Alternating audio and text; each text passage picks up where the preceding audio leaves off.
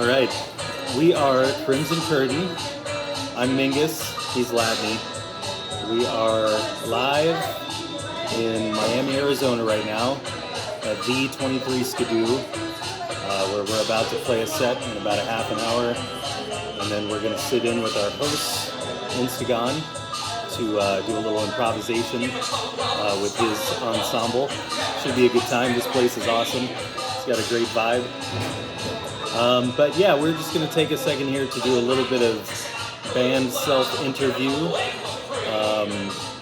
because we know that there are burning questions in the minds of the public about us and our inner workings, individually and as a duo. So we're just going to ask each other a couple questions. I conceived of a couple questions to ask for Ladney, and he has a couple to ask for me. We have not revealed to each other the questions at a time, so this is going to be all off the cuff. So, Ladney, first off,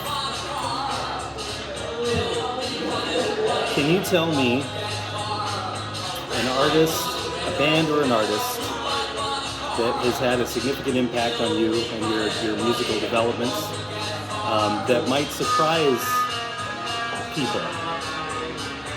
people who know you, people who play music with you? Who's a band or artist that's had a significant influence on you that would shock or surprise? Shock or surprise? All right.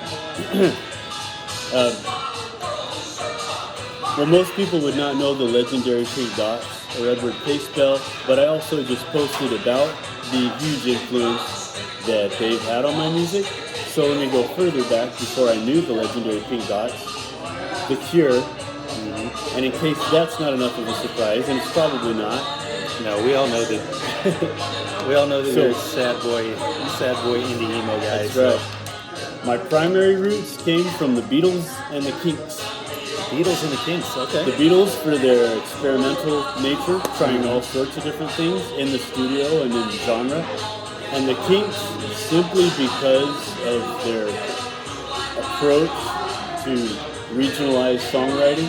The Kinks, right, where the Beatles were worldwide, the Stones were worldwide. The Kinks were very British. Okay. Always very British. I'm obviously not British, but I am very Arizona. All right. Excellent. So, legendary Pink Dots. What's funny is I was going to ask you a question specifically about the legendary Pink Dots. So, all right. It doesn't shock or surprise me, but perhaps to the world at large. Yes, and that's exactly what we're trying to approach. Exactly. Is the world at large. All right, so go ahead and throw one at me here. Okay. My wife and I actually came up with our questions for you together because she's a huge music nerd. I cheated. Yep. Yes. Well, she's smarter than I am, so I had to lean into that.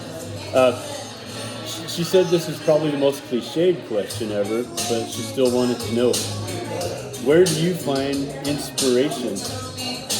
What inspires you to create the music that you create? Oh, that's a good one.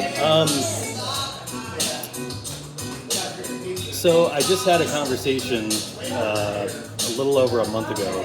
As you know, and some people who might watch this, if anybody watches this, everybody's going to watch. A good friend of mine from back in Minnesota, his name is Ahmad. He came out here to visit the first weekend of December. We did 3 days of writing and recording back in Tucson. And we were talking about that. At the end of the 3-day stretch, we were out having a bite to eat before he flew back home. And so I should preface this by stating that Crimson Curtain and also Dead Idaho, the other ensemble that we are a part of, and I'm also a part of another group called Ricochet. Every musical entity that I'm a part of currently is instrumental. There are no vocals. Anything that I guess needs to be expressed very explicitly verbally, or with words in general, is done so with song titles, band names, things like that. But so Ahmad is a visual artist. I fancy myself something of a visual artist. I used to draw quite a bit when I was younger, and I have periods of hyperactivity regarding visual art every few years. But So I tend to think, I don't know if this is going to be a very direct or lucid answer to your question, but just music to me is it's in my mind, it's a very visual palette. Different types of harmonies, different types of tones, different instrumentation, they all evoke different things. They evoke different emotional responses, different mental states, different memories, aspirations, the whole of the human experience, I guess.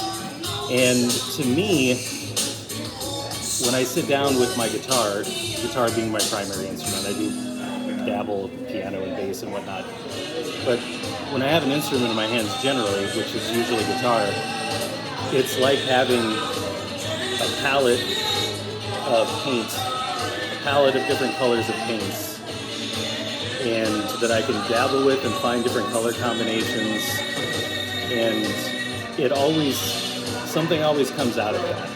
I don't know how to say it otherwise. I think a lot of people maybe remember being like in elementary school and you get the watercolors out and you just start playing with colors and you start adding white to a deep red to get a different shade or different tints and combinations of colors. And it's just the excitement and the stimulation of combining those elements that, and the goal being, of course, to find something that resonates and is expressive of what I meant, the list of things I mentioned earlier. Just all the various things that a person can transmit through the act of writing and performing music. So I guess if that's an answer, I don't know. It sounds like an answer. As far as content, it can be anything. I mean, it's all the trite things as being in love with somebody, frustrations with self, with the world around you, just yeah, it could be any of those things.